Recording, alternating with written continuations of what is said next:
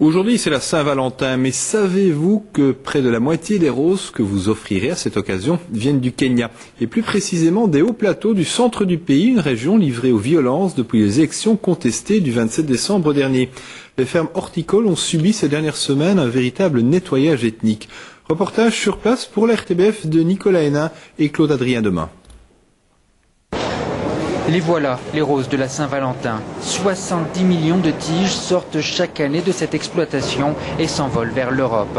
Nous sommes dans la ferme Bigot, une société française installée à Naivasha, à l'ouest de Nairobi. Sur cette terre fertile au climat exceptionnel, l'horticulture prospère. 15 000 emplois dans la ville. Jean-Philippe Bigot, le patron, savourait son succès kényan. C'était sans compter sur les violences qui ont éclaté après les dernières élections présidentielles contestées. Depuis que les troubles ont éclaté sur Naivasha, l'épuration ethnique, parce que c'est le mot qu'il faut employer, est en cours. Et cette épuration ethnique se traduit en pratique dans les entreprises comme la nôtre par le départ massif des gens qui appartiennent aux ethnies Kalenjin et Luo.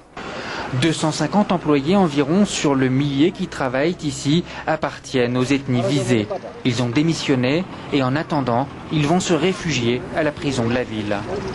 Nous attendons une escorte pour nous amener en prison. À l'intérieur de la prison, un véritable camp de réfugiés. Protégés par quelques militaires, environ 7000 habitants de la ville, membres des ethnies pourchassées, ont trouvé refuge. Parmi eux, de nombreux employés des fermes horticoles et leurs familles. Rapidement, ils accusent. C'était un génocide. Le gouvernement est au courant. Moi, j'ai vu ma maison brûler alors qu'un policier armé d'un fusil ne faisait rien. Il gardait les tueurs. Ces déplacés dépendent entièrement de l'aide humanitaire. Lorsque enfin arrive un camion chargé de nourriture, il est tout de suite pris d'assaut.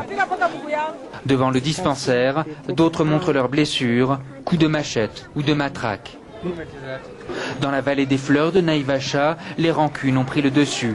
Et quelle que soit l'issue des négociations politiques, ces plaies seront difficiles à guérir.